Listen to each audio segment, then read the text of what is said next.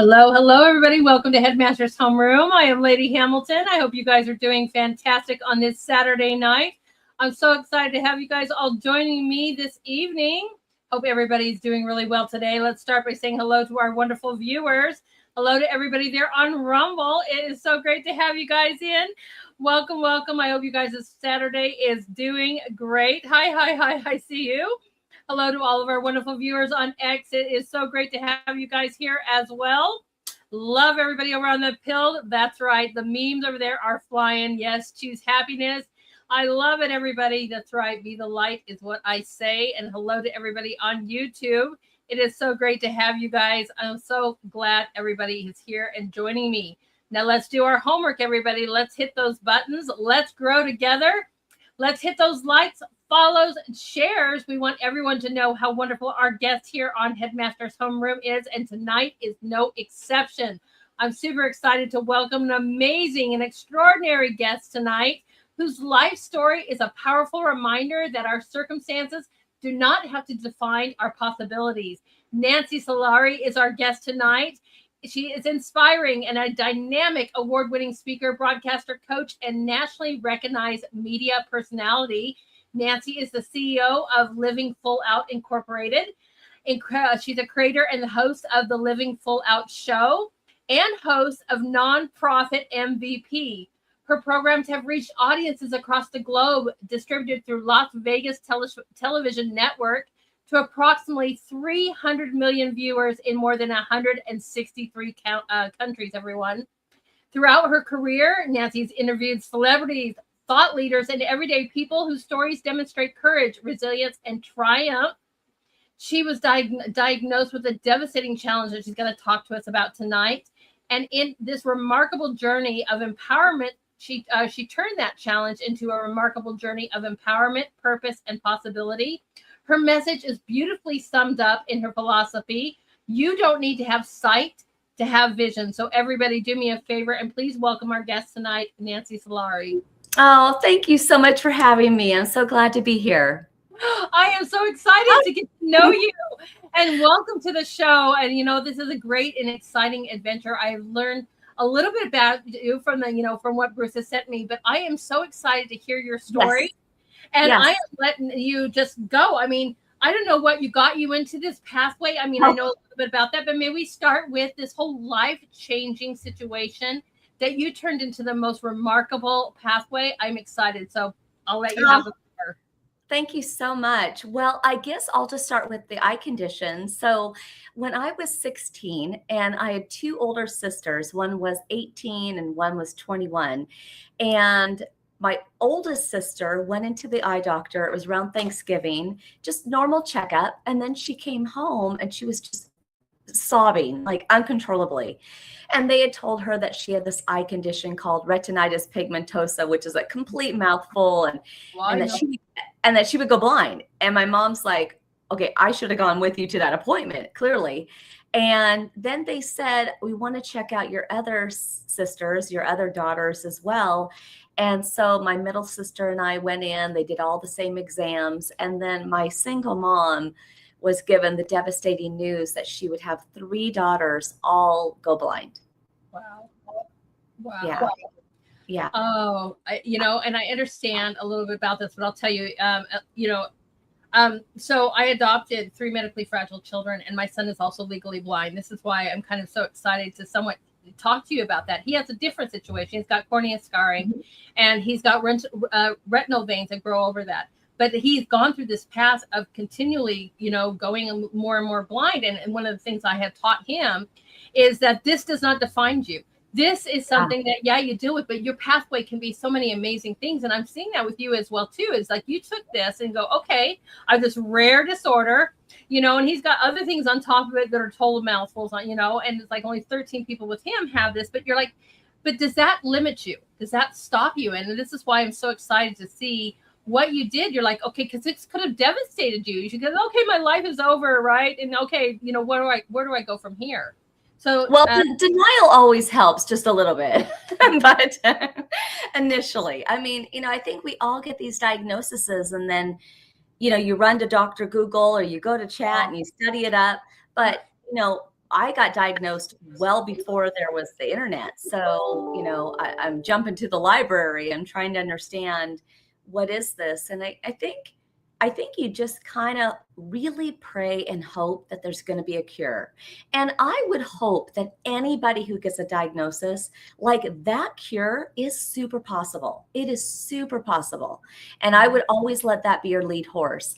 We just kept hearing forever, 5 years, 5 years, 5 years, and the cure never came. So, but I believe in cures. I do. Yes. And you never know, because you never know. The same thing I tell the youth that I've taught. You never know who you're going to become. You never know who. So I mean, you might be the next Musk. You might be the next, you know, whatever, the amazing doctor. You might be the one that finds that. Because my son's the same thing. You know, we go to cornea specialist after cornea specialist, and like with that situation with the veins, that is not ever going to be a situation where you can have a cornea transplant, because that's going to continue to grow. So I'm like, you know, what do you do to prepare? And they keep telling me, you know, you're going to be 100% legally blind in 5 years. So, well, okay, 20 years now I've had them, and it's not there. Is it getting worse, but not as fast as they were saying. And he's getting prepared for, if that happens, I'm prepared to go on with my future, you know, and what am I going to do with my pathway? How old is he now? He's 27. 27. 27. Okay. Yeah. Gosh. I mean, I really think that it's all about like where you are in your life, because at 27, that cure can still happen, you know, or at 27, like some medical miracle can still happen. But 27 is also the year where you're dating, you're interviewing for jobs. Like those are some pretty intense years. And I remember for me, like his 27, like my 27, I had to stop driving at 24. Like the progression of RP, again, 16 to 24, when I stopped driving, it's like things just disappear. Like all of a sudden, it gets more, the night blindness kicks in. You can't see at night. And then all of a sudden the colors started to disappear, and then faces started to disappear. And then of course lines on the road started to disappear. And then I had to stop driving. So I think sometimes, you're kind of chasing, you're like, okay, if it just doesn't get any worse. And then sometimes it does. Right. And then just being, like you said, being prepared for that. Like he's learned Braille. He's got the tech right now. He loves to write. He's a writer. And so all these kind of speech programs, and all these kind of things. And some days are bad and he can't see it all. And we just go with that. Okay, this is not going to be a good day. He's never got to be able to drive, but I'm like, how cool is that everybody gets to drive you around? You can have chauffeurs. If you ever sell some of your books and you become famous, you don't have to worry about it because all celebrities just drive around with chauffeurs, And I can have that extra glass of wine, no problem, Don't worry about that. To try to look at that and bring the light to a situation. Yes. And know that, you're always, and then the support network, like your family and those people that are going to always be there and just be around you. Like, okay, we're going to get through this together. That is super important to have that amazing community around you as well. Well, you sound like a great mama. And I'm telling you, my mom right there with you, twin sisters at this, because it really comes down to the family. And if the family accepts you and loves you and cheers you on no matter what, then you do believe that anything is possible. And when I say you don't need sight to have vision, like I truly mean it. Like it's weird. Like I will still look at my computer screen even though I can't see it. Like the mind is so powerful. Mm-hmm. That's right. And thank you. I mean, I had no idea that I was going to get them. And I just think, God prepared me for this kind of stuff ahead of time. But I got all three, like triplets. And then the first thing I had to do is learn about their rare disorder. And I'm like, what do? You just sit there and go, oh, okay, I'm not going to do nothing. I'm not that kind of mom. And you're like, I'm going to research. I wrote dissertations on it. You become an expert. And then I'm like, I'm going to be your biggest advocate. And that's even when I opened up, we'll get to your nonprofit here later. But I went to school during COVID because I didn't like what was going on. And my kids all have IEPs and they just shut down everything. So I opened up my own private school so that I could get them to their futures. And that was our slogan. I am possible. And I'm like, I just don't believe in that. There's not something out there for you that you can achieve your dreams. And it may have some struggles. You may have some bumps along the way, but that's just something we need to figure out another way to achieve your dream. And as a parent, I need to be that cheerleader and advocate to help you find that pathway that you want, not that I want, that you want. Yeah. I love that. I love that. So here you are. You're rocking the world because that doesn't stop her. Then you move on to, I don't even know how you got into broadcasting and radio and all this kind of stuff. So tell us how this. Oh, I will. And I'll tell you what, when you hear about different people and they say, oh my gosh, you're never an overnight success. It's years in the making. Okay. And I remember going back, let's go all the way back to like 10 years old. And I remember sitting on the couch, like so many, watching Oprah. And I was in Sally Jesse Raphael and Donahue and Geraldo and all these shows, but Oprah specifically. And I was thinking, I want to do that. Like, how do I do that? Now, this is a 10-year-old mind thinking this. But when it came time to go to college and I went to the University of Oregon, I remembered what I wanted. I wanted that job. And I thought, okay, broadcasting, clearly TV. So I got a broadcasting degree and then psychology, understanding people. So I got a psychology, I double majored and minor in business. And it was great. And then through my college career, I interned 8 times. I DJ'd, so I got to know the radio world. I was an associate producer of morning shows. I anchored Oregon News. I got to be an anchor. And I took on every role. I wanted to see everything.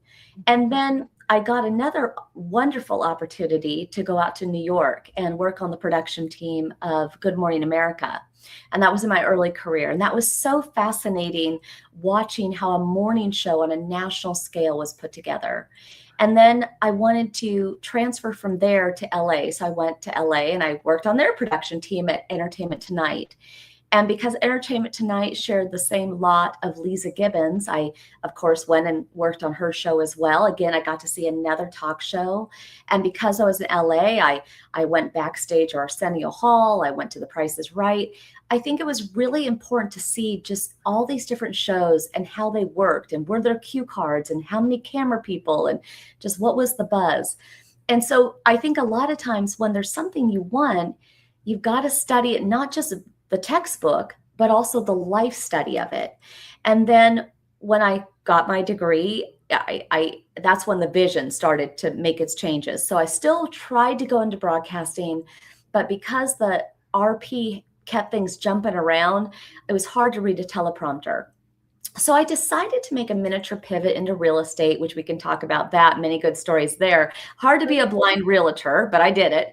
And I eventually retired out of real estate after 13 years, always never, ever letting go of that dream. I said, you know what? Listen, I've got one shot at this life. I know my vision's changed, but by gosh, I'm going to make my way back to broadcasting. I got deterred for a minute in real estate. It was great, but I want to go back. So I got my life coaching degree.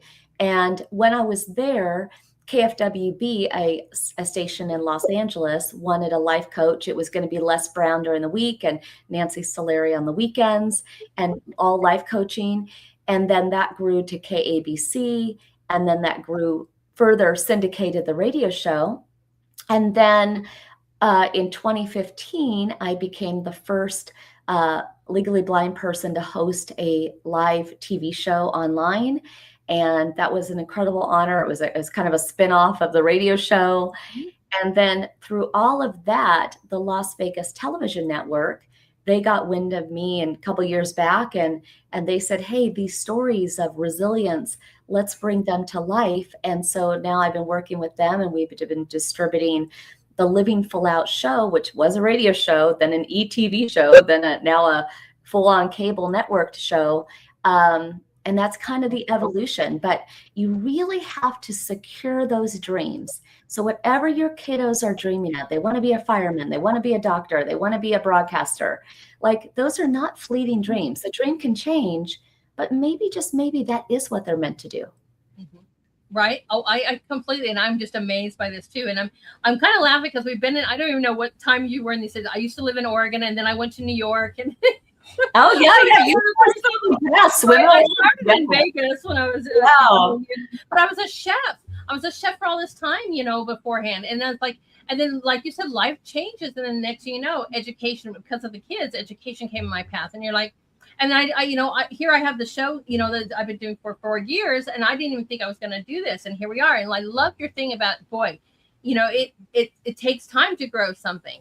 Years in the making, but you have to be your own advocate. You have to be out there, and do the thing if you want the dream bad enough. Oh yeah. I mean, we're talking like 30, 40 years. I mean, it takes time. And maybe if someone can see it takes less time, but for all you out there with a disability, you go at your pace, you will get there. That's right. Amen to that. And life happens. I mean, and trying to accomplish something also, I don't know if you have children and you're raising this kind of, you're like, okay, so this is what you do. And, some people are given it and some people work for it. And I think you appreciate it more too, when you're like, I have earned this. I have worked hard for this. And I am so proud that you've had all of these amazing things happen to you because you pursued that dream. That is absolutely phenomenal. Secure it tightly. Yes. So what backlashes have you had that you're like, oh, have you ever had that thought, like, I need to just give this up, this is not happening? And how did you overcome that? It's interesting. Along the way, I've had so many people that have been, the best thing I could say, it's like if you go to a rock concert and you're like, your body surfing. I've had so many people pumping me up because I think they believed in me and they believed in my vision, but everybody could only do their sliver of their role in my life. And so that's the thing. It takes a lot of supporting characters in one's main story of their life. And everybody who entered my life at different points gave me opportunities, and some people transitioned, some people passed away, and now I look at my team now. There's the radio team, there's the TV team, and so forth, and it's just this divine timing, and it's also that feeling of glass ceiling, right? I want to bring that up because I think for so many people, whether you're in broadcasting or you want to have any entrepreneurial pursuit, or you're in a job and you wonder, can I go any further? I think people think that ceiling is there and it's glass, so you can kind of see through it, but like, can I ever penetrate through it? I really believe you can, but we can't do it alone. There is no way ever in this world I would have the life I have without those people. But together we broke that ceiling. Right. And how did you find these people? Were they just something that came into it? Was it networking? Was it going out and making yourself known? How did these people come into your life? Great question. So if I go again back in time, so when I was at the life coaching school, a gentleman named Cal at KFWB, he was the one who knocked on their door and said, we want a life coach. Cal and I worked together at KFWB. We continued to work together at KBC. So that kind of was that cracking of those doors, right? Then there was a podcast that I was on, at a radio show interview, just like this. And I had met the producer of that show, and he has now passed away. He passed away in the pandemic, but his name was Rich. And he was producing the show, and he loved what I was talking about. And I was looking to syndicate the show and get it in more places. And he helped me literally build my entire home studio. And he was with my show up until his passing. And then when he passed away, the opportunity opened up for me to bring in a new engineer. And that engineer and I had been together for like 6+ years. And he and I weathered the storm of sponsorship and how to, make the show as weaved in as we could, with resources, yet keeping the integrity of the storylines, and that's just the radio show, but that's a lot of people touching my show. With and I guess they're all my heroes, Cal and Rich, and the guy I work with now, his name is Dirk. And those three men, they saw in me, maybe at the time, what I maybe didn't fully see in myself. They believed. They said, this gal, your vision, it can happen. I'll do my part. And I'm so grateful for them. Wow. That's amazing. Yeah. And it's about also getting out there and get, my husband's like, you've got to get out there. You got to go and, make a little portfolio and get out there and get more, because he's the one that basically kind of talked me into this. Cause I always say that God wanted me to do this show. I mean, and it was amazing, cause I was like, right. And then little by little, it grows and it grows. And with all you wonderful viewers that help as well too. But he's like, you need to start going and introducing yourself to people and getting out there and start networking and stuff like that, which I have done it, but you need to do more. And you never know who's going to come across your way. So what you're saying, and getting into different programs and getting into different things where you can find these kind of possibilities to expand what you're doing. And it doesn't have to be just broadcasting, everybody. It could be whatever you're doing, is making those right connections, whether you're selling artwork or, you've got some other kind of thing that you want to pursue, if you're doing a podcast like me, or whatever your passion is. My kid's a writer. Let's, start getting into that, finding those right kind of connections and getting those right kind of people in your life. So that is what I'm hearing, and I'm loving that.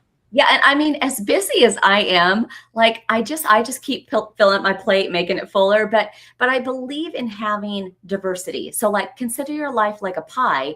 You want to have equal slices to that pie, like hobbies and personal time and career and so forth.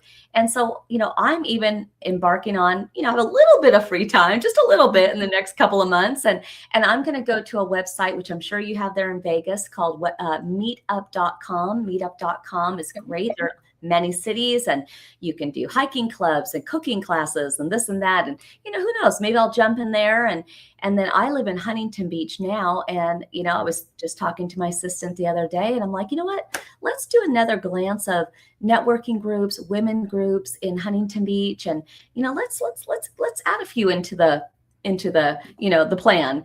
And so I really believe that, when you find a month block where maybe it's not as busy as the others, like right now, I kind of feel like I've got 2 months where I have some time that I can kind of, grow into some new friendships. It's game on. Right. Yep. And as soon as you said like, oh, I want to have a woman's thing, I don't know if you're just keeping that at Huntington Beach. Are you inviting other people to come from around the country? Because if you are, let me know. Well, I'll stay tuned. I have this entrepreneurial spirit, and I think of things that I'm like, yeah, but I'll let you know for sure. Right. Exactly. I do too. And I'm like, I'm doing this. I'm getting on my doctorate. I'm about ready to move to another state, in the middle state. I'm like still helping my kids in college, trying to get him on his path, and then having the shows on top of it. And then I run an artist group on 2 different social medias. And I'm like, what more can I do? And that's the funniest thing is how can I more branch out? And I love that kind of spirit that you have too. Yes. Action. I want to go out, want to meet and live life up to its fullest. Yep, living full out. Yep. Amazing. And I love that. That's a great title. And you live that though. You absolutely live that. That's fantastic. I remember the day we started that. Because it was towards the end of my real estate career. And although I loved real estate, it was so interesting. It was heartbreaking to see people not qualify for loans, or I would see husbands and wives fight over hardwood floors or paint colors. And it was really, really odd. It was just the psychology of real estate is fascinating. Mm-hmm. But I remember thinking there's got to be more. And one day I was on my porch and I was like, you know what? I think this season has ended and I think I'm meant to go do more. Let's pick up that broadcasting baton again. And I sat at an Italian restaurant with my friend Kit and we sketched out Living Full Out, and it was born. Mm-hmm. That is fantastic. And so many things, So I'm laughing because you said you were going to share some real estate stories with us. And as soon as you said the husband and wife fighting over, whatever, like Harvard Fruits, my husband and I are not. He's definitely picked out this house. This is his baby. I guess I picked out the one I'm in right now. And I'm just like, I'm just going to let him have it because instead of fighting over, the kitchen's not as big as I would like it. But then he says to me, he goes, there's only the 2 of us now. How big do you want? I was just chef, right? So in my mind, I still have that idea that I have to have that chef kitchen, and he's like, seriously, you've got the show, you've got your work, you've got the school, you got when are you going to be really cooking like at a restaurant? So I'm laughing because instead of fighting with him, I just say, you're right. The kitchen's beautiful as it is. And, it's only just the 2 of us. But I just thought of that as soon as it made me chuckle because we were just literally looking. And so tell us some funny stories about real estate. Oh, my goodness. The list is long. Let me just pull out the list. No, but if I go back, let's just say like vision loss. Okay. So when I started doing real estate, I drove, and it was the vision hadn't compromised my ability to drive yet. But at some point, I started seeing the lines not so clear. And I started to play this game with myself. I said, okay, so at the beginning, like sunrise, super bright, sunset, super bright. So I orientated all of my showings like heart of the day. We're talking like noon, 1, 2 o'clock. And that's when the sun was in the sky, the highest. And I felt like I could see my most clear. But again, all good things come to that end, which they did. And eventually it just became like, I just knew it was going to be too hard. And there was a story, which I'll tell you about in a moment, where I did hit 2 people. And that is why I stopped driving. We'll stay tuned on that one. But when I stopped driving, I still had all these clients that I needed to help. And it wasn't like I was going to hire an assistant the next day. So I learned the bus system. This was before ride shares. All we had was drive yourself, take a cab, bus, or walk. And this was Los Angeles. So I couldn't drive anymore. Ride shares weren't around, took tons of cabs, but they were pricey. And so I learned 1-800-COMMUTE, and I would take anywhere between 2 to 12 buses in a day. And just like how in the good old AAA days, you would have like a trip tip, right? You'd plan it out, or a MapQuest. I would do that, and I would plan out my itinerary, and I would get there early. I would turn on every light. I would memorize every step. And then my clients would come in their luxury automobile, and they would look at this $2 million house with me. And I'd pray I wouldn't fall in trip. And then they would get in their car and they would take off, and then I would go and jump on my next bus. And that's kind of how that was.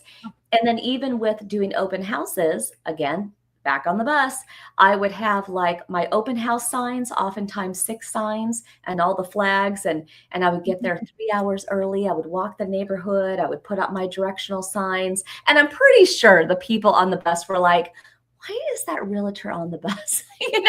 But humbling times. And, that's just how it was to get through. Mm-hmm. That's funny. But, I was just kind of thinking of that too. I don't know what people think, but, hey, you got to do what you got to do. You got to do the hustle. I mean, maybe they don't know, maybe your car broke down, but the point is it didn't stop you. They don't know. The people on the bus don't know. And they're probably looking at you a little funny, but the thing is, you didn't care. I've still got a job to do. I'm going to do it to the best of my ability. I'm going to overcome any challenges I have. I'm going to get there early. I'm going to make sure I'm all set up and ready to rock for my clients. And that's a beautiful thing. I had this fascinating moment, though, one time on the bus, because at the front of every bus, that's where the handicap zone is, which I was, because I needed the bus driver to tell me where the stop was. And I had a suit on. I had my briefcase. I was going to a meeting. And I remember this lady came out of nowhere and she was yelling at me. She thought that I was fully 2020 Nancy, just, a diva taking a front spot. And after she got done yelling at me, the bus driver told her to go sit down. And in that moment, I felt on one hand very small and embarrassed. And on another hand, I felt so proud to say, nope, I'm disabled. I belong here. And those are my people. I love those people. That's right. And not all of us wear it, where it's known. My son wears it, and people can always tell, that he is, because he has the other illnesses that go with it, but my girls, you can hardly even tell that they've got that. They're not legally blind, but they carry that rare illness that he has, and they don't look like that. So there's not a badge that says can't see. I graduated to the cane and now I have a guide dog, but back in the day, you wouldn't have known. Yep. Right. That's awesome. That's absolutely awesome that you got they're just amazing having a wonderful companion, like a guide dog. Fantastic. Yes. But, no, you don't, but you have to, be comfortable in that say and say, you know what? Yeah, I do have a disability. And I should say earn, that's not the right word, but this is exactly why they have these areas for me. That is exactly made for me. So amazing. So you're like, okay, I'm getting out of this. I'm going back into broadcasting. And what you didn't say, when did the TV show start? You were doing the radio show, but then you did the TV show? Yeah. So that was actually the first TV show was Nonprofit MVP. Was it? Yeah. So the Living Full Out radio show, it was already in out there in the world, out there in the orbit. But I wanted to give back to nonprofits because they had taught me low vision aids, and of course, Guide Dogs for the Blind gave me my guide dog Frost.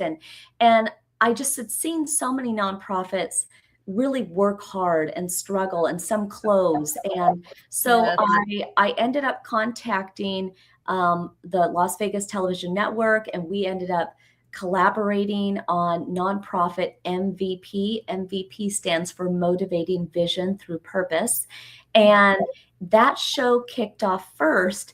And then John Fondy, the CEO of the Las Vegas Television Network, I just adore him, just the kindest soul ever. And one day he calls me up and he goes, "I'm ridiculous." And I'm like, "John, don't say such things." "No, I'm an idiot." And he goes, "John, don't beat yourself up." And he goes, "No, I have been binge watching you and your radio shows. And why isn't this not a TV show, the Living Full Out show?" And so we then decided to birth that. And it has been so remarkable because for all the stories that are depression stories, bipolar stories, human trafficking stories, postpartum depression stories, not every story is visual. But then there are stories like, oh my God, Sam Schmidt, who's right there in Las Vegas. Love Sam. He was a race car driver, got into an accident, became a quadriplegic. But Sam today still races cars up to 250 miles an hour. He's got a pipe he puts in his mouth. If he blows out, it's the accelerator. If he blows in, it's the brake. And I'm saying that those stories are so inspiring to see. Right. And I love to hear about that too, because I did not tell you that my 3 children came from the trafficked world that I got. So yeah. So I mean, there's so many little kind of scenarios here going on, but I'm a huge, my paintings, my work, it literally, put me into that realm as too, because I love to bring awareness about that, because that evil needs to stop. But these amazing stories of going forward too. I mean, it's interesting that some of the celebrities that you've even interviewed, I'm assuming they all have something to do with this living full out theme, right? Going on. Yep. So, I remember meeting Celine Dion the first time. It was back at Good Morning America. And that was right around the time that, My Heart Will Go On came out. And it was so amazing to meet her, because she had been a part of my journey in so many ways. There's a very famous broadcasting movie called Up Close and Personal with Michelle Pfeiffer and Robert Redford, and she sang a song in there too, and it was just like a full circle moment. And Michael J. Fox, who wasn't a fan of Family Ties back in the day, and all the Secret of My Success, and all these great movies. And so, and when I think about, for example, what he goes through in his own life, alongside Celine Dion and what she goes through in her life, celebrities, yes, they're celebrities, but they've gone through pain, and they have their own disabilities and health challenges. And once again, those are my people. Right. And it's amazing to see, that I guess it brings, I hate to say it brings a human side to them, because you don't really want to say, oh, you have a disability and that brings a human side, but it does. It does bring a human side to them, going, I still have challenges. I still have to go through these struggles. Michael J. Fox is very, very public about it, and he has been. And he is a pinnacle of moving forward and positivity and not stopping. And I've watched his career forever, and watching his wonderful wife and family just really, really rally around him. And that was very public that you could see. But it's just also going, and it helps you want to pray and cheer them on too, and support them even more, because you're like, you are doing great things with your life despite overcoming these challenges, and it gives you a little bit of, and because they're a celebrity, it gives you a little bit of spotlight on that, but also the ability, like if they could do it, I can do it. And they really are great about showing how they survive and overcome these things as well. Well, and I think that's the most important thing, whether you're just the everyday person like you and me, whether you're a Michael J. Fox or a Celine Dion, none of us escape it. We all go through, we all know what pain feels like. It just might feel differently. We all know what frustration feels like. And energy, emotions stand for energy in motion. So when you're having emotions and you're angry and you're sad and you're just not sure where to put that, we're all bonded by that. Right. Absolutely. We're all human. That's one of the things people are like, you're not afraid to go meet anybody. I'm like, because we're all human. We all wake up the same way. We all have to take the shower. We all eat. We're human, I mean, you might have a different status, whatever, and you've earned that and you've worked for that and you're whatever, but we're all human. We all are born and we all die. It's how it goes, So I got like no fear of that, but it's true, and that it's amazing to see these people that, are public and to share their kind of things and to show you also the ways that are going to overcome it and be a good influence for others, and it's amazing. Absolutely amazing. And that influence piece, though, remember, we can all be that. You being the mama bear you are, my mom looking out for us. And it's amazing. I think everybody needs to remember, everybody's watching you, not watching you like Keeping Up with the Joneses but watching you to see how you overcome a challenge. And I think that's where inspiration vibrates, is just in the everyday heroes. That's right. And, when I thought about that, like with my school, I only taught like 8, 10 by the time it was done. But, and I was like, oh, I wanted hundreds. And I did just recently kind of close it back down. And we'll get on to nonprofits here in a minute. But the main purpose was the kids, my kids, and getting them onto a future and a successful, right? And making sure they were educated, in the needs that they needed to have. But, I had to think about that. I'm like, who's to say that that one person that you're teaching or you're influencing or you're doing it's not that ripple effect, right? Like you said, you never know who you are and who you might inspire and who's watching you and what life you can change. And then that person can, like I said, be a ripple effect that can affect many, many more. And so you don't necessarily need to be a celebrity to influence or change or, you know, be a part of somebody's journey in life. And my slogan every day is be the light. Every morning on X, be the light, because you don't know who you're going to affect with that, you know? You know, I love that. And I was just at a Lionel Richie concert like the other day, and the arena that we were at, when we got out of there, because I'm legally blind, my sister's legally blind, my mom's visually impaired now, and none of us drive. So we had to get a ride share. And why I bring that up is because it was so hard to get a ride share. Like they just were not coming. And out of nowhere, talk about like everyday heroes. This guy that worked there, he said, you know what? I just can't like leave. I can't leave with you three still here, because he'd been waiting for his friend to pick him up. And so he said to his friend, he said, we've got to give these three a ride home, wherever they live. And I was thinking, wow, that is so nice. And so amongst all the craziness of the world, what we hear on TV, that restores my faith in those everyday heroes. Right. You know, and they're out there. That's you know, one of the things I have, one of my shows is it's a story, you know, it's called Worldview, but it's the stories of humanity, because in a crazy world, and, you know, you're on social media and it's political this or movement this or whatever it is, but they don't, you know, back when I was young, they would always have segments of stories of humanity, those everyday heroes that are doing amazing things. So I really try to focus on it to remember, to show people, look at all the positive things that are going on in the world, you know, and we need to remember, or how can you be that? I mean, it's a simple, one of the things I do is I always recognize people's name tags, you know, no matter where I'm at. And I always like, you know, hey, thanks, John, for checking me out today. Or, hey, thanks, Susie, for, you know, serving me today. And they just automatically, like, how do you know my name? They forget that they're wearing something. They smile cool, because you called them out, recognize them, and thank them. And how simple is that? Yeah. You know? And you never know. So I'm trying to always, you know, help with the positive light and teaching people to remember that kindness is free, but it is one of the best gifts you can ever have, you know. Yes. Amen to that back. Yes. That's right. So talk to me about this nonprofit thing, because I didn't know this show came on first. I thought this was a current one. I thought you were on season 2. Maybe I'm wrong. No. They all kind of collide together, and that's just the best of it all. And but Nonprofit MVP first season was filmed in Boise, Idaho.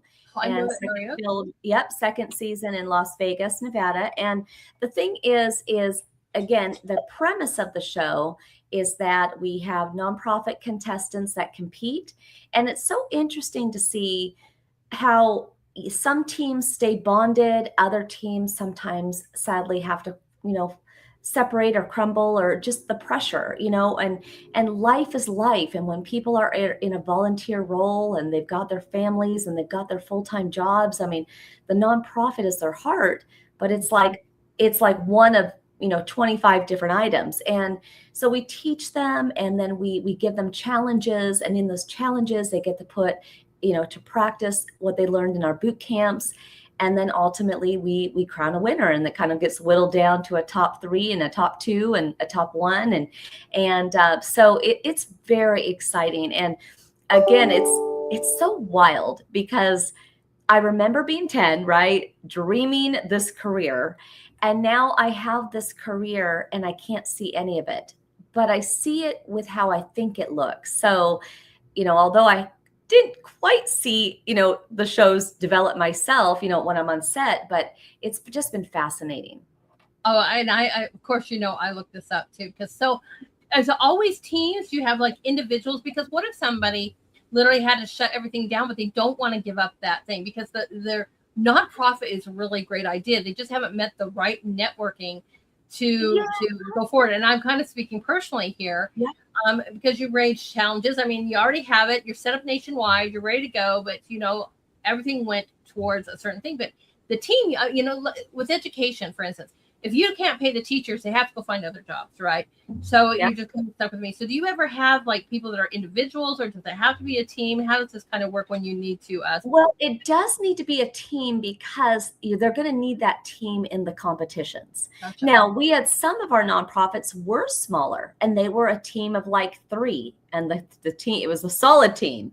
Other teams were larger, and I think we met like 7 or 8 people on their team. But again, those full-time jobs kick in, and I can't be there for that challenge, or it just happens. And so it's less about the size. It's in life, there's kind of that underdog theory, right? Like, you can be a big nonprofit, but sometimes the smaller you are, the faster you can work, the less red tape, the less circles you have to run through. So yeah, some of our most successful nonprofits were on the smaller side, just because they could just get things done faster. They knew each other's roles, and they're very committed.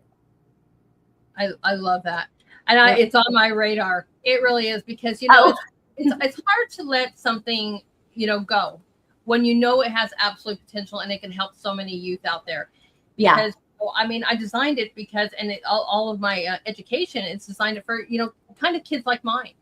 And you kind of get lost in a public system, and so a lot of people can't afford a huge amount for private schools and so forth. And I had this dream, and then just things happen. But it's just having these kind of opportunities, guys. If you don't know, and I put this link up here too, if you're a nonprofit or whatever, you need to check out all of her stuff. Is in, all of her links are also into the descriptions over here in the permanent comments area. But it gives you an option. And I really love this, because I have never heard of an organization or a show or anything that literally is there to help these people succeed. It's kind of like the Shark Tank of nonprofits. Absolutely. And, back when I started, I love Shark Tank. I love it. And again, that entrepreneurial spirit in me pops out all the time. But again, as a recipient of nonprofits, some of these nonprofits are small, and some they can't keep it going, and but if they go out of business, then what happens to me and kids, so many others. So I really feel like as we forge ahead in our beautiful world, I think there'll always be room for, obviously, the for-profits. But I think the nonprofits, we really have to look within our individual towns, neighborhoods, cities, and really champion for them to do well, because you just never know when you're going to need to be the recipient of what they offer. Exactly. Exactly. And I know that because, I'm finding all these different programs and stuff for my children. Yep. That was pretty amazing. But, a lot of times too is when you're going, and that's why I love what you're doing too, because you're talking about networking different people versus institutions. Like if you go to the government, they've all the red tape, and you got to do this. And if you want the grant, you got to make sure you do. And, not everything fits into that box. Yeah. So it's really amazing to have, like what you said, like this program where you're being, networking, and you're being introduced into people that are like, I want to champion, like Shark Tank. I want to champion what you're doing. I believe in what you're doing. And I think this is really awesome. Let's get you started. And I think that is fantastic, because we need more of that. We need more of a society that is giving back. And there's a lot of great people that want to do a lot of great things, and I just think that it's just absolutely fantastic. Thank you, guys. Well, nonprofit MVP, the whole premise there again is that it is going to go around the country. So, well, it's been in Idaho, it's in Las Vegas now, Nashville, Dallas, and in every city, USA, nonprofits are different, causes are different. So it's going to be really fun as the shows unfold to see different areas around the country, and what are the nonprofits there, and how do they function, and how are they similar, and again, all the shows that I create and develop, they kind of collide together at some point, because even with Living Full Out, which is filmed right there in Las Vegas, a lot of people, when they go through hard times, they go through an addiction, they go through human trafficking, that bursts a nonprofit to pay it forward, to help out. So I just have a big heart for those causes. Oh, and personally, if you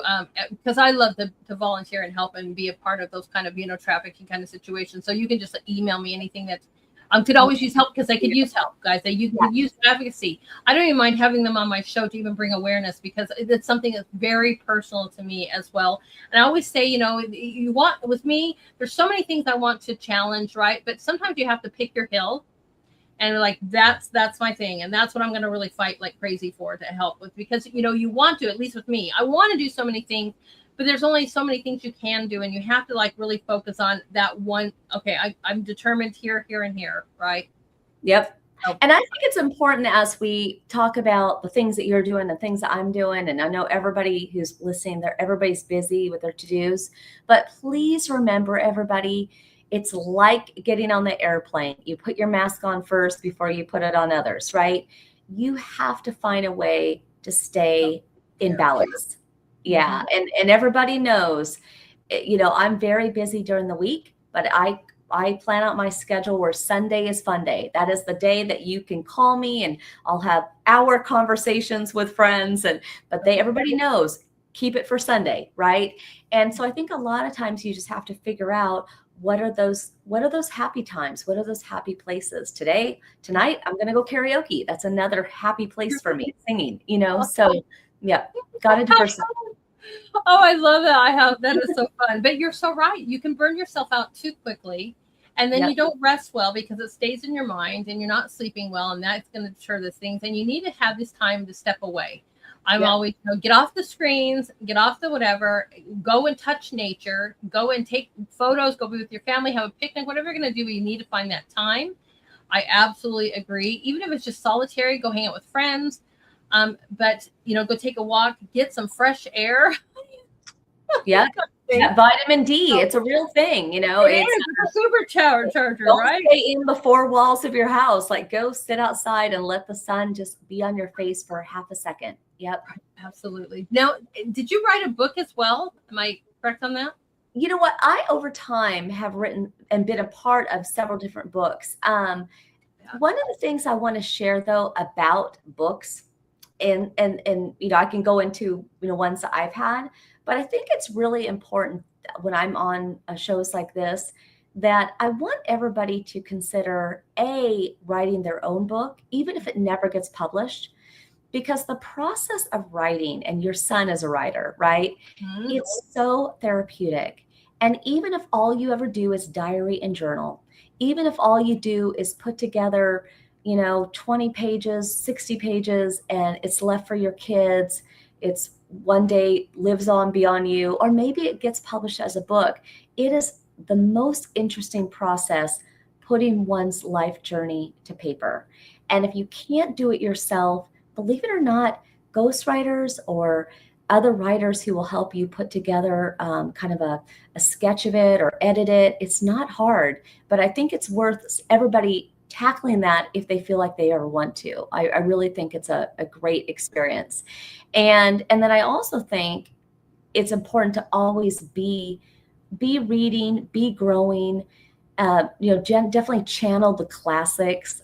I love like the Chicken Soup for the Soul series. I'm actually revisiting some of those again now. Loved them as a young girl growing up. Revisiting all of them now. Love them. I'm a huge advocate on literacy. In fact, that's what my dissertation's on, because it really it really hurts my heart. My husband, who's in the medical field, he's talking about that all literature was at an 8th grade level, and me being in the education field, it's now being dumbed down to 6th grade level. And the statistics are most adults read at 6th grade level. Like, it is like 64% of adults. And it's like really high too. 60-70% of our youth read at a 4th grade level. And social media has really hurt that. And then it affects your brain and your cognitive skills. And I'm always telling everybody, in fact, I have that somewhere up here. I have a link that's like, man, read a book all the time, because it's so important. And number one, one of the things, there it is. Read today, bring that brain power into great heights. There it is. But, it's so important because, first of all, I told my son what brought him into, before he really lost the vision, I really introduced him into the world of reading because of his traumatic past. And I'm like, it will take you into a world of fantasy or reality or whatever it might be, but you can escape that. And I'm very big on journaling. I was that way, started that with my kids, and I was every day, and having them too, because You can also just destroy those words if you want to, and you can let those emotions out, or you can keep them forever, but it's very therapeutic. And then reading can take you into, a whole magical world or something reality, some kind of knowledge, but it keeps your brain sharp. And that kind of ability brought him into the world of writing. He's like, oh my gosh, I love this. And as a punishment too, it's like I could have taken anything away from him, but his books, he would break down and like lose it. That's how much he turned his world into that. But reading is so vital because we always want to have those amazing cognitive skills, that critical thinking skills, and the ability to just enjoy wonderful fantasy, and great stories that are heartwarming or whatever you guys are into. But it's super, super important to keep And that. especially if you take on the challenge, like if you take, books that eventually became movies, it is fascinating to read the book and then watch the movie and just see how they're different. And the book gives you so much more. It's almost like, how did that not make the cut? Right? It's so wild. That is so funny. I'm laughing because I just took my son. He was really into Percy Jackson when he was, a youth, right? And it was so funny because we just went and saw The Lightning Thief, right? And as a Broadway play. And so he was so mad because like, how could they have taken that whole scene out? It was like the Lotus Garden. I don't know. That's what he said. He's like, he was so mad about that. I go, honey, they can only do so many hours, So that's what sequels are for. That is what the sequels are for. Break it down. But yeah. Right. I go, that's why you have the books so that you could truly enjoy them. And that's, to him, I don't know if he loves it. He still goes because he loves those kind of things. But he's like, the books are so much better. And I go, they always are. Yes. Always better. Always better. But it's a fun challenge. I mean, pick your top favorite 3 books that became movies and let that be something you embark on for the rest of the year. And it's just a fun little challenge. That's right. Just don't bring your young ones with you, because if you do, they might tell you like, okay, that's not the same. And that's not the same. We'd have to tell them all the time, be quiet. We're enjoying the movie. Right. Exactly. Yep. But, he was young at this time. But it's still a great thing. I also say book clubs. I've encouraged my guests here. I'm like, you guys ever want to start a book club? I'm going to say this again to my viewers. I would love it. And we just kind of talk about that, and see where we're all at and get our different opinions and how did, the story go. It's just you start the club. I'll start the women's club. That's right. Get the clubs going. That's right. Exactly. Amazing. So many great things about your story. I am so just encouraged. You're giving me so much hype to be like, you can overcome anything, guys. And I love that thing that you don't have to have sight to have vision. And I'm just like, that is a great slogan, my friend.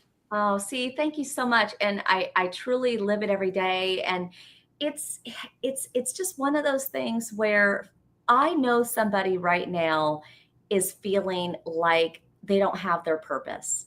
And I think somebody right now, although they can see 2020, they might feel blinded by not knowing, what is their legacy, or do I even make a difference every day? And I think it's important to just go back again to what are some of those things that you just really love? Where do you play? Where do you dream? What was a childhood something that you enjoyed?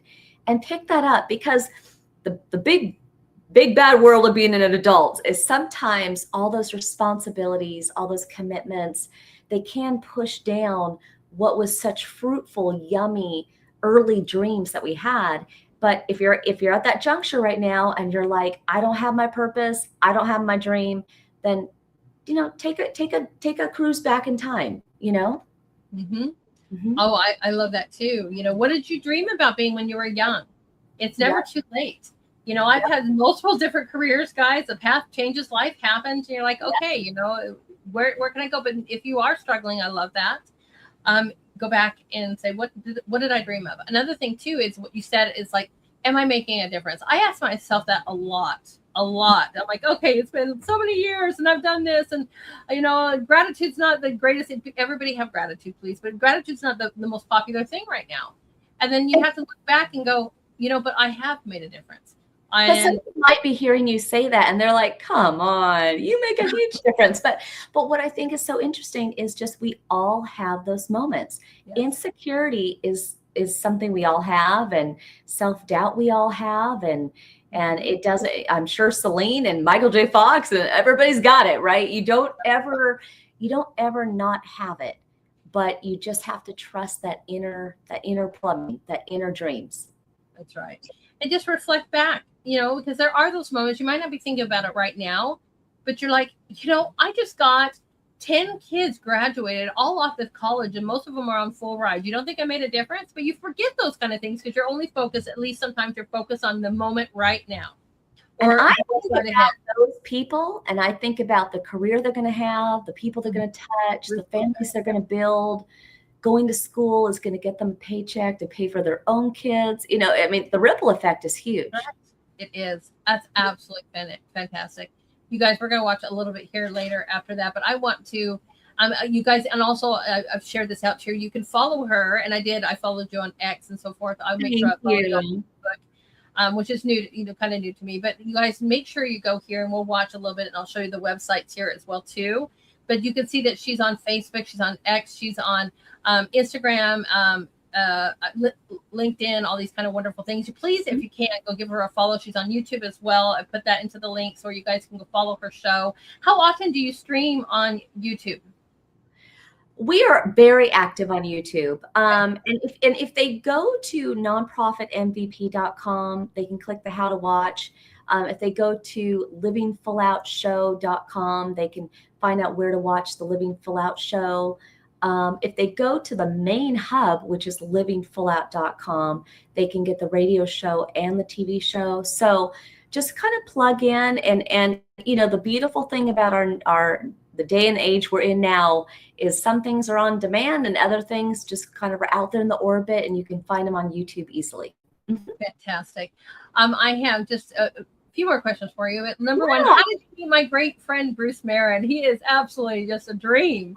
Oh, he is so good. You know what? I was actually referred to him by John Fondy, again, who owns the Las Vegas Television Network. And Bruce is great. And what I appreciate with him is his own story. In fact, if everybody goes to livingfullout.com, click on the radio show tab, my guest today was Bruce Marin.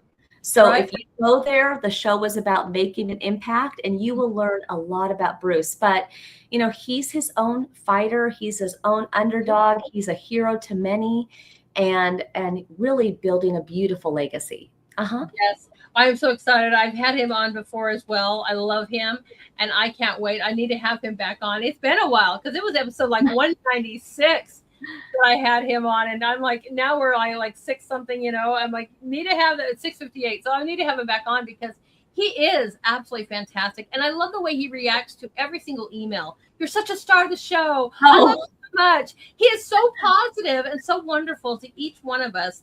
It's absolutely amazing, and I'm really grateful for the connection on that. Yes. And I just was curious on how did that connection come about, but amazing. It's really amazing. So last bit of inspiration that you would love to tell people, something that leaves us with something that we can take with us that just sinks in our soul and we will remember throughout tonight and hopefully more. What I want people to always remember is as easy as your 2 hands. Okay, everything in the world can just be fleeting. Everything can be overwhelming. You can go on social media and feel like you're trying to keep up with the others, right? But if you ever need to feel grounded, I want you to take your 2 hands and I want you to rub them together really, really fast. And you're going to feel that intense heat right between your hands. And you can pull them away slowly. You'll still feel the heat. You'll still feel the heat. And of course, the further away, the less heat you'll feel. But right there, that's all you need. That's all you need is just to know that you are living, you're breathing, your energy, you're gifted. You've got a wild promise within you. And don't let anybody ever tell you different. If you got a disability, you can still dream. If you've had a tough shake in life, again, addiction, human trafficking, whatever, you can overcome it. In fact, it can become your legacy. It can become your ability to pay it forward. And so if you're ever feeling lost in the wind, just take your hands, rub them together, and get grounded. That is absolutely fantastic. What an honor. What an inspiration you are, my friend. I will, if you ever want to come back, you just let me know, because I just love to inspire not only myself, but also my guests, because I think sometimes we are in this world and we kind of get focused on certain things and we lose, like you said, lose that touch of just even the simple of the friction between our hands, or those, of how can I take my story and make a difference? How can I survive and rise from this bad, time? Or maybe I'm not at a bad time, but I feel like I need to do more for others. And I love to have this inspiration, and I'm sure that everybody's going to go follow you and watch your shows. Oh, I appreciate that. I appreciate that. And when you follow and you cheer me on, what you're really doing is cheering the guests on, the nonprofits on. Your little like means the world to them. That's right. That's what I say. That's why it's so important that I tell everybody to share, because it's not about me. It's sharing my guests. And that's always what the important thing is too, is, and that's really, really great. Thank you for reminding everybody. And everybody, please say thank you. Make sure everybody shares this show. Right? Yes, please share. You are amazing, my friend. What an honor. You. Thank you. Have a blessed day, everyone. Dream big. Right. Have fun at karaoke. Oh, I will. Watch out. I got some Whitney Houston. I'll do a little Carrie Underwood. I'm ready. All right. Thank you so much. Bye. That was so much fun. Was that not so much fun, everybody? I am so excited. You guys, please go and check out these sites here. They're also in the permanent comments. If you guys are watching this later on, please go, and we're going to check this out right now. livingfullout.com or / a TV show. Also, Nonprofit MVP. Both are amazing. You guys can go and give him a follow on her YouTube. But I just want to show you this. This is the website we are talking about, livingfullout.com TV. How amazing was she? Let's just check this out for a second. This show is dedicated to inspiring you. And I heard there were less than 12 sword swallowers left. I said, I've got to try that. And since then, it's taken me to 60 countries around the world, 9 TED Talks, 15 Got Talent. Oh my God, you live another day. There was a lot birthed out of my vision loss. At 16, I got the news of having retinitis pigmentosa. Well, when you get bad news, what do you do with that? Do you just surrender? Do you give up? Do you fight on? Had an accident and broke ribs, collapsed a lung, tore ligaments in my shoulder, tore my bicep, and had a traumatic brain injury. And I was in a coma for 5 days. Well, that is why we have the guests on our show, because they show you how they don't just fight, but they get resourceful. And I decided I was going to put my fear to death and take on risks and challenges. And you were at a mass shooting. Just within seconds, someone comes on the radio and says, active shooter, take action. For 3 years behind closed doors after experiencing the mass shooting, I was fearful. I couldn't leave my house, couldn't go to the mall, couldn't go to the airport. They navigate through those heartbreaking moments and come out even stronger. And had a colonoscopy and found out I had colon cancer.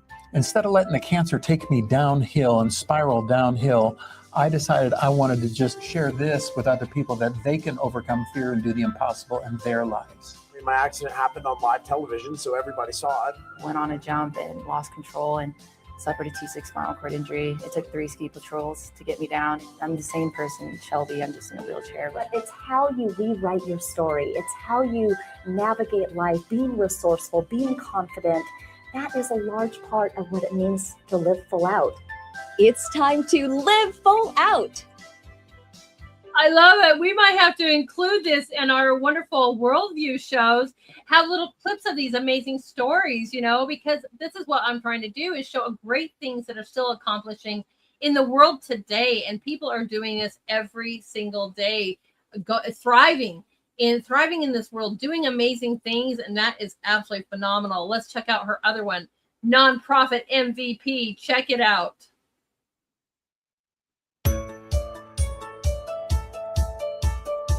This is such a great idea. So excited. I need a team. Welcome to Nonprofit MVP, motivating vision through purpose. Join us as nonprofit organizations go head to head in a series of challenges designed to test their fundraising skills and strategic thinking. Experience educational opportunities as they learn best practices and connect with their community. These teams compete, earning cash along the way, with one final winner earning the ultimate prize of $100,000 in cash and valuable services, being crowned Nonprofit MVP. Get ready to witness the power of giving back. Get ready for Nonprofit MVP. Phenomenal. I need to sign up. I don't know when she's coming to my new area, everyone, but that is awesome. What a great idea to have an actual like competition for nonprofits. I just need to gather a team back together, right? Because of what I did with my school and my education nationwide to change lives. And here we have somebody that's doing something, advocating for nonprofits, really good nonprofits that are wanting to actually make a difference. I loved her. I don't know about you guys, but I absolutely loved having Nancy Solari on. You guys, please, like I said, the links are in the permanent comments over here on Rumble. Please check them out and give her a follow. I will make sure that we are watching her bits of her show continuing on, and we'll see if we can get her back sometime down in the future to inspire us. Wasn't she a wonderful guest? A wonderful breath of hope and love for tonight. I hope everybody enjoyed tonight's show. So, and then everybody, please do me a favor and let's do that. Let's hit those likes, follows, and shares, because like she said, it's so important. It's not necessarily about me. It's about my guests. I have so many guests on, over 658 shows. Your likes and shares are so important, not only to me, but to each guest I have on. And that means the world to me. And I love you guys so much. I know a lot of you guys, subscribe to the show, which is fantastic. You guys give me rants, you guys cash apps, pills, and all those forms, and I am unbelievably grateful for those. But I'm mostly grateful for you guys that come to the show, that hit those likes, hit those shares, because you're not just only celebrating me, you're celebrating every single one of my guests as well, and that means the world to me. So please don't forget to do that, and I love it so much. So, all right, guys. I got some news for you. I'm not having a show tomorrow. I am still trying to do everything I can to pack up and get ready to move the very end of this month. Things are moving really, really fast, and I've got a lot of things to do. And on some part of this time, I've got to take a little bit of time out for me, like she said today. My son has been working endlessly trying to be my support, as best as he can, and he deserves a little bit of time too. So I might take him out for breakfast or something tomorrow just to celebrate that. But I got a lot of packing to do. So tomorrow there will be no show, but I will have a show on Monday because Melody Jennings, Coach Mel, everybody, a great friend of mine, is coming back on the show for Worldview on Monday. I'm super excited about that. Another phenomenal lady and friend of mine. That's going to be so much fun. She's so excited to get me up to date on all the great new things she's doing. Project Milk Carton is absolutely awesome. So you guys, I will see you Monday for sure. I'll also see you in our wonderful groups here too on Artist Corner. Please join, whether you're an artist or an art lover or just want to hang out with a really great community. We have an amazing group on True Social and also on X. So please join those groups. I'll be putting out the promotions tomorrow night for the show on Monday with a wonderful Coach Mel.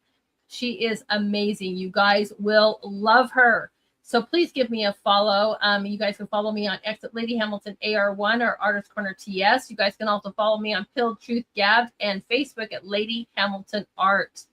And if you guys are over there on YouTube land, please give me a follow over there, a subscription over there.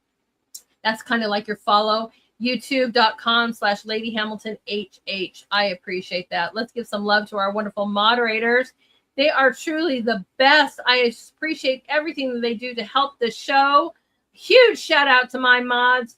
You are the hearts and the heroes of my shows, guys. I appreciate you guys so much because they're always doing great things, making sure that they share out the shows for sure.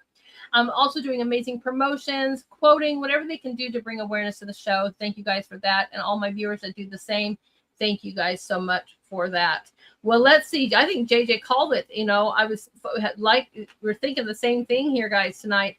So I think this is a great song. He said that in the chats as well. This one's for you. I agree. We're going to say thank you to My Troubled Days for letting us play your music. And let's load that up right now. Amazing song. She was an absolute inspiration. And again, thank you, My Troubled Days. This comes from the Burning Clock #3. Everybody have a great Saturday night.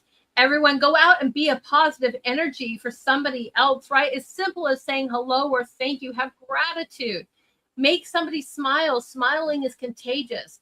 And if you think that you want to do something, go back and reach those dreams, build yourself back up, go out and be the light and find your path. It's never too late. Everyone, and most of all, thank you so much for joining me tonight. And don't forget to be the light. I'll see you guys all on Monday. Have a great, great night and enjoy your Sunday. All right, everyone, be blessed.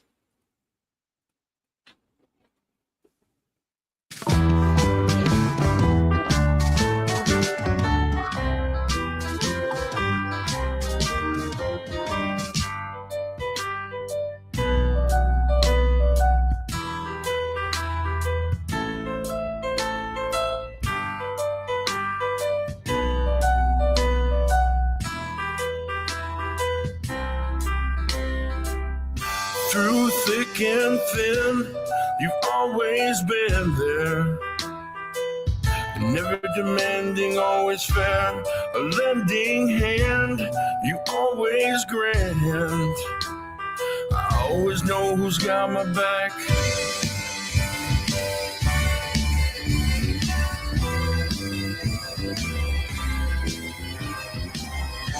This one's for you.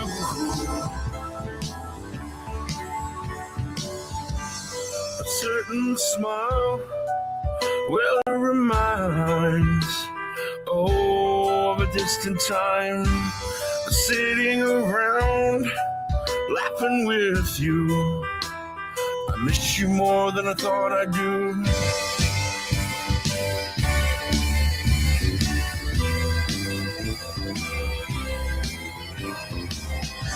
This one's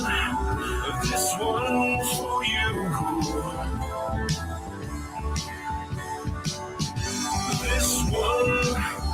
This one's for you. And all that you do when I look, when I look, I see who you are. I see who you are.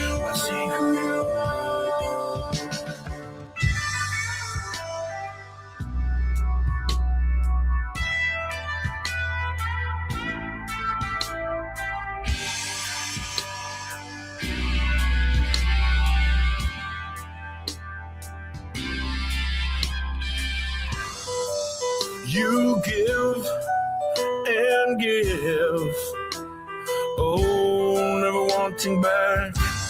My heart, it sings with you. So sing it with me, sing it true.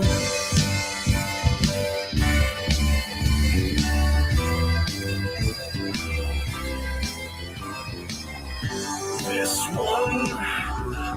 one's for you. Through and through. This one's for you. And all you do. This one's for you.